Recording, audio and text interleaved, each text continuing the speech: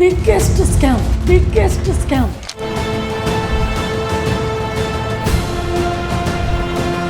Welcome to Mega Nine TV. ఇప్పుడు ఎంతో మందికి ఇదొక కెరీర్, లక్షలాది మందికి ఇదొక ఎంటర్టైన్మెంట్ ప్లాట్ఫామ్. రోజువారీ జీవితాన్ని తమ ఫ్యామిలీతో గడిపే క్షణాలను వీడియోలుగా తీసి రాత్రికి రాత్రే స్టార్స్ అయిపోతున్న వారు ఎంతో మంది ఉన్నారు. కానీ ఆ స్టార్డమ్, ఆ ఫేమ్ వెనుక ఒక్కోసారి ఊహించని వివాదాలు కూడా చుట్టుముడతాయి. తెలుగు యూట్యూబ్ ప్రేక్షకులకు నందూస్ వరల్డ్ ఛానల్ గురించి ప్రత్యేకంగా పరిచయం అక్కర్లేదు. లక్షలాది మంది సబ్స్క్రైబర్లు, మిలియన్ల కొద్ది వ్యూస్తో దూసుకుపోతున్న ఈ యూట్యూబ్ ఫ్యామిలీ ఇప్పుడు అకస్మాత్తుగా ఒక వివాదంలో చిక్కుకుంది. కేవలం వివాదం మాత్రమే కాదు, ఏకంగా ఆంధ్రప్రదేశ్ పోలీసుల ఎంట్రీతో వీరిపై కేసు కూడా నమోదైంది. ఎప్పుడు నవ్వుతూ సరదా వీడియోలతో ప్రేక్షకులను అలరించే ఈ ఫ్యామిలీ మీద పోలీస్ కేసు ఎందుకు నమోదైంది? ఈ వివాదం వెనుక ఉన్న అసలు కారణాలేంటి?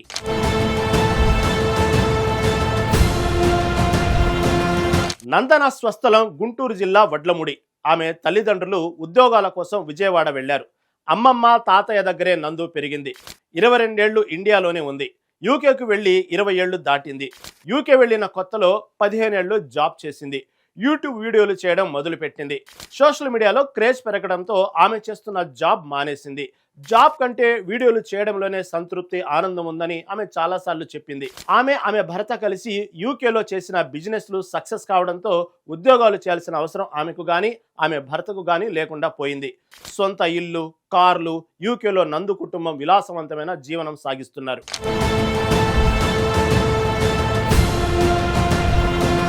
తెలుగు కంటెంట్ క్రియేషన్స్ లో ఫ్యామిలీ వ్లాగింగ్ కు ఒక సపరేట్ క్రేజ్ ఉంది. తమ ఇంట్లో జరిగే చిన్న చిన్న functions, travel vlogs, pranks, life style వీడియోలతో ప్రేక్షకులకు బాగా దగ్గరయ్యారు నందూస్ వరల్డ్ క్రియేటర్స్. స్క్రీన్ మీద ఒక మిడిల్ క్లాస్ ఫ్యామిలీ ఎమోషన్స్ ను, వారి సంతోషాలను చూపిస్తూ వ్యూవర్స్ తో ఒక ఎమోషనల్ కనెక్షన్ ఏర్పరచుకున్నారు.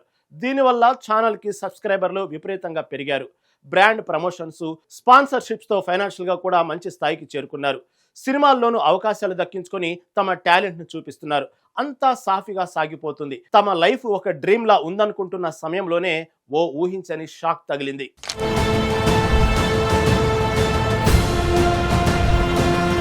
యూకేలో వీసా, తమ కంపెనీ నుంచి స్పాన్సర్షిప్ సర్టిఫికెట్ ఇప్పిస్తామని చెప్పి లక్షల్లో వసూలు చేసినట్లు నందన, ఆమె భర్తపై పెద్ద ఎత్తున ఆరోపణలు వచ్చాయి. ఈ భార్యాభర్తలు కలిసి ఒక్కొక్కరి నుంచి 20 లక్షల రూపాయల వరకు వసూలు చేశారనే న్యూస్ వైరల్ అవ్వడంతో రచ్చ మొదలైంది. ఒకరు కాదు, ఇద్దరు కాదు, యూకే వీసా ఆశతో 50 నుంచి 100 మంది వరకు ఒక్కొక్కరు దాదాపు 20 లక్షలు చెల్లించారని, మొత్తం 10 కోట్ల నుంచి 20 కోట్ల రూపాయల స్కామ్ జరిగిందని ఆరోపణలున్నాయి. కొంతమంది బ్యాంకు స్టేట్మెంట్లతో సహా సోషల్ మీడియాలో స్క్రీన్ షాట్స్ పోస్టు చేస్తుండటంతో ఈ విషయం నెట్టింట్లో హాట్ టాపిక్ గా మారింది.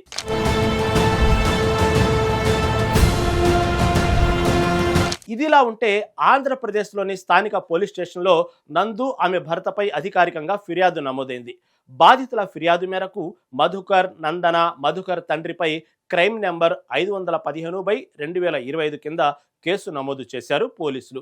పోలీసులు ఈ ఫిర్యాదును స్వీకరించి ప్రాథమిక విచారణ ప్రారంభించారు. చట్టపరమైన నిబంధనల ప్రకారం ఆరోపణలు ఎదుర్కొంటున్న వారి నుండి వివరణ తీసుకునే అవకాశం కూడా ఉంది.